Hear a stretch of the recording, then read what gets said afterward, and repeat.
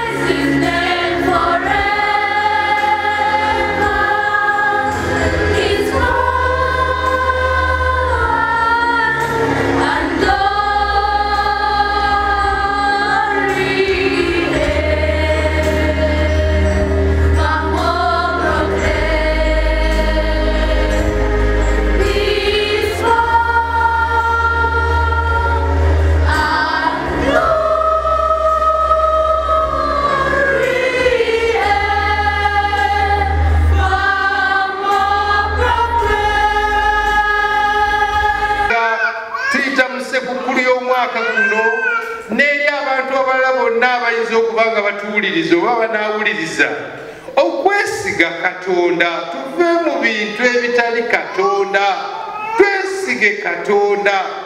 Katonda oyo azze gye tuli Ssekkulu etegeeza Katonda ali wamu naffe.